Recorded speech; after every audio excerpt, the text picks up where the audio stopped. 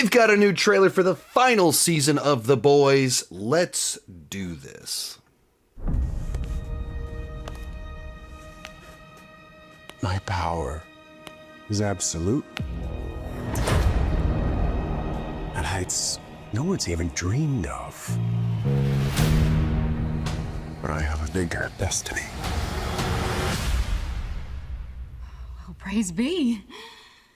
And what is it? All right, let's get to work, yeah?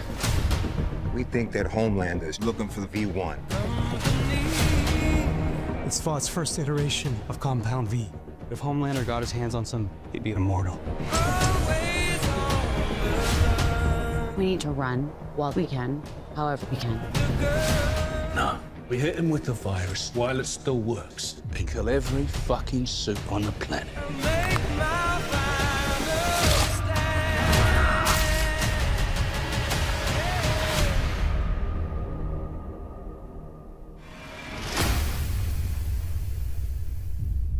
I need you, Father. Did you fuck me? What? Is this some kind of incest thing? No. Then what the fuck is this?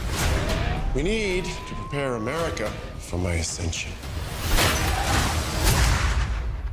You one of us now? Well, if you can't beat him, join him. Then fuck it, beat him.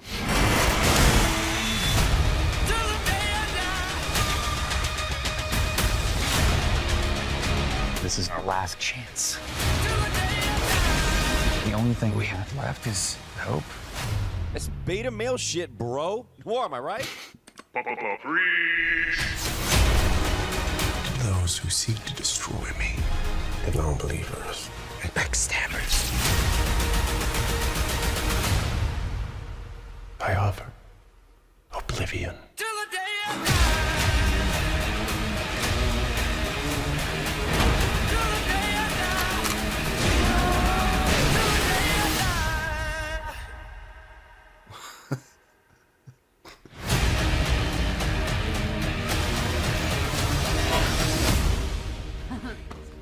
You guys are friends?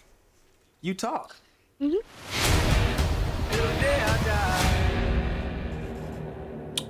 Alrighty, real quick before I share my thoughts on the trailer, be sure to join me down below in the comment section. What did you think about, I believe, our final trailer for the final season of The Boys before it airs in a month or so, something like that. Also, you can check out my thoughts on all of the seasons of The Boys and the first season of Gen V and the animated show in this video somewhere around here. I want to watch that one more time, and then I'm going to start talking. Today's video is brought to you by Factor. It's the busy time of the year. YouTube is constantly keeping me busy. I've got 3 kids. They're all in clubs and activities. It's tough to find time to cook healthy, delicious meals. Factor makes healthy eating easy with fully prepared meals designed by dietitians and crafted by chefs, so you eat well without the planning or the cooking. Factor has meals that match your goals and schedule, whether that's healthier eating, calorie management, or the one I love, more protein. They have quality, functional ingredients including lean proteins, colorful veggies, whole food ingredients, and healthy fats. Just got back from the gym. We've got queso fundido and ground beef and cauliflower rice, all with over 40 grams of protein. They have 100 rotating weekly meals to keep things fresh and delicious through winter. Options include high protein, calorie smart, Mediterranean diet, GLP-1 support, and ready to eat salads. And the one I'm excited about, the new Muscle Pro collection, which supports strength and recovery. Meals are delivered right to your front door, always fresh, never frozen, ready to eat in 2 minutes, no prep, no stress. I've been using Factor for years, and you should too. Head to factormeals.com/Sean Chandler 50 off and use code Sean Chandler 50 off to get 50% off and free breakfast for a year. Eat like a pro this month with Factor. New subscribers only, varies by plan, 1 free breakfast item per box for 1 year while subscription is active. All right, so I liked the trailer. I'm kind of one of the people in the category that was pretty disappointed by season 4, and I felt like it kind of lost its way, whereas the show started off kind of calling out corruption wherever. Power rises, corruption rises, and it would take aim at anyone. And as the show went along, it felt like it lost some of that, and it became much more of like, let's just mirror. We're not satirizing society. We're not taking aim at corruption wherever we find it. It's just we're mirroring things that are happening right now and doing a boys' version of an event that happened. So much of it just being Trump sucks. That's the punchline. And it just felt like we'd lost some of that outsider rebellious spirit, and it just turned into, okay, this is just, I'm watching the boys' version of the news at nighttime right now. I don't need like this. You're losing the thing that you had going for you. And it's tough to say from just a trailer what the satire will look like in this particular season, but at least on a plot level, you can feel very much so this is the crescendo. That on one end, you've got someone aiming to be immortal, someone who's already basically immortal, trying to be even more immortal. And on the other side are heroes going for a genocidal weapon to wipe out an entire category of people. And you go, woo! All right, well, our stakes are getting pretty crazy, wild, and high here. You get a number of solid jokes in there that made me laugh, continue to be in the weird category of boundary-pushing boys jokes.